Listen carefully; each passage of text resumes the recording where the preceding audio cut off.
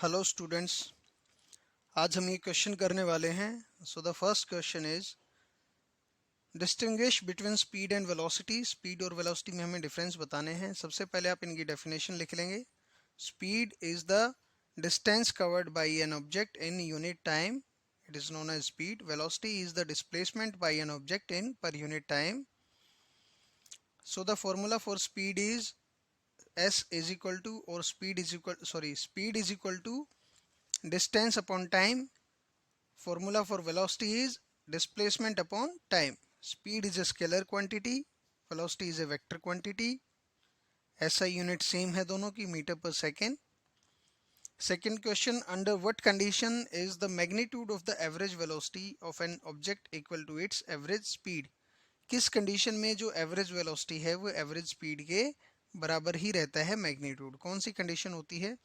When the object is moving in a straight line, जब किसी straight line में in the same direction, एक ही direction में जब ऑब्जेक्ट मूव करता है तो उसकी एवरेज वेलोसिटी और एवरेज स्पीड जो है सेम रहती है।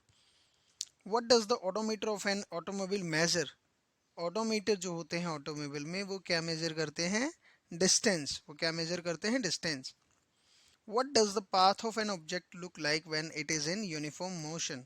कोई ऑब्जेक्ट है जो यूनिफॉर्म मोशन में मूव कर रहा है तो उसका पाथ कैसा होगा? Straight path, straight line path हो जाएगा उसका, क्योंकि यूनिफॉर्म मोशन तभी होगा जब वो स्ट्रेट लाइन में वन डायरेक्शन में मूव कर रहा हो। During an experiment, fifth question is during an experiment A signal from A spaceship reach the ground station in 5 minutes.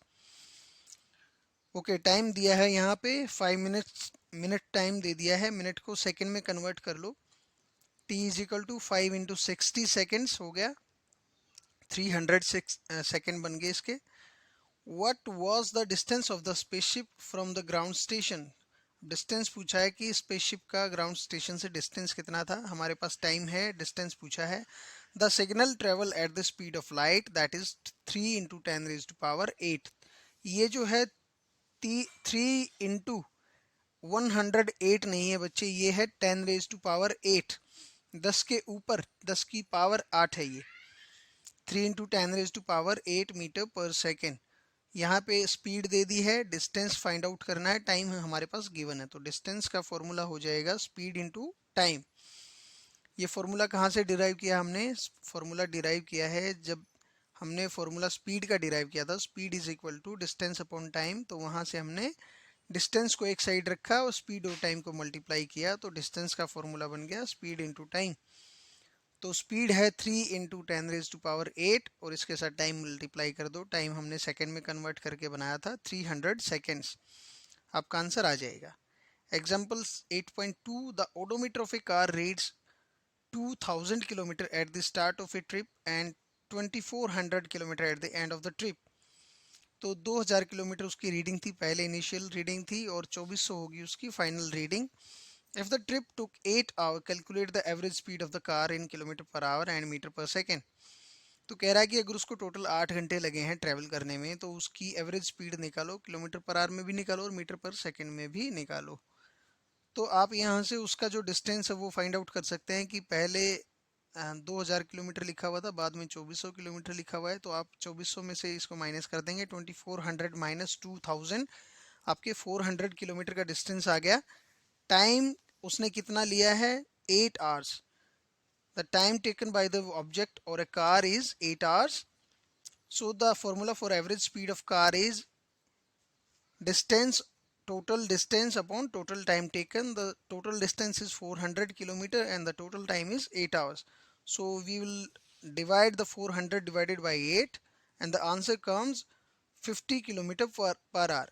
अब ये जो 50 किलोमीटर जो आया है, 50 जो आया है ये है किलोमीटर पर आवर में, ठीक है। हमें आंसर मीटर पर सेकंड में भी देना है, तो मीटर पर सेकंड में देने के लिए हम क्या करेंगे? 1000 डिवाइडेड बाय 3600 से हम क्या करेंगे? इसको मल्टीप्लाई कर देंगे। 50 इंटू 1000 डिवाइडेड बाय 3600। हमने क्या किया है असल में? किलोमीटर के को मीटर में कन्वर्ट कर दिया है और आवर को हमने सेकंड में कन्वर्ट कर दिया है। तो 1 किलोमीटर में 1000 मीटर और 1 आवर में 36,000 हाँ सॉरी 3600 सेकेंड्स हो जाएंगी। ठीक है, तो आपका आंसर आ रहा है 13.9 metre per second. The average speed of car is 50 kilometre per our और 13.9 metre per second. Usha swims in a 90 meter long pool. She covers 180 meter in 1 minute by swimming from one end to the other end and back along the same straight path. एक 90 metre का एक pool है, length है 90 metre. तो उषा जो है 180 metre का distance cover किया 1 मिनट में, मतलब 90 मीटर गई और 90 मीटर वापस भी आ गई। Find the average speed and average velocity of the Usha. अब इस क्वेश्चन में ट्विस्ट ये है कि वेलोसिटी जो है वो डिस्प्लेसमेंट पे डिपेंड करती है और स्पीड जो है वो डिस्टेंस पे डिपेंड करती है। तो एवरेज स्पीड में तो कोई दिक्कत नहीं है, जो टोटल डिस्टेंस उसने कवर किया है उसको हम टाइम से डिवाइड कर देंगे। सो उसने जो टोटल डिस्टेंस कवर किया है वो है 180 kilometre, sorry 180 metre. So average speed का फॉर्मूला हो जाएगा total distance divided by total time taken. Total distance है 180 डिवाइडेड बाय 1 मिनट। 1 मिनट को आप सेकंड में कन्वर्ट कर लो, 180 डिवाइडेड बाय 60 सेकंड्स। आपका आंसर आ गया 3 मीटर पर सेकंड की स्पीड से एवरेज स्पीड आ रही है उसकी। एवरेज वेलोसिटी जो होती है उसमें आपको फॉर्मूला होता है displacement upon total time taken. अब जब वो 90 मीटर के पूल में ट्रेवल करके वापस इनिशियल पोजीशन पे आ गई है तो डिस्प्लेसमेंट उसका कितना है, 0, बिकॉज डिस्प्लेसमेंट का फॉर्मूला है final position minus initial position. अब इनिशियल और फाइनल पोजीशन दोनों सेम है, मतलब डिस्प्लेसमेंट उसका 0 है। अब डिस्प्लेसमेंट 0 है तो हम एवरेज वेलोसिटी के फॉर्मूले में ऊपर 0, नीचे टोटल टाइम टेकन कितना भी लिख लें, 1 मिनट है, 1 घंटा है, 1 साल लग गया, कोई दिक्कत नहीं है। लेकिन जब हम 0 को किसी भी नंबर से डिवाइड करते हैं तो आंसर हमारा 0 ही आता है। So the average velocity of Usha is 0 metre per second. ठीक है, तो आज के लिए इतना ही रखते हैं बच्चों। Rate of change of velocity जो है ये आपको दिख रहा है, इसे एक्सेलरेशन कहते हैं, this is known as acceleration, जो कि हम नेक्स्ट वीडियो में कवर करेंगे। तो पढ़ाई करते रहें, टिल देन बाय बाय।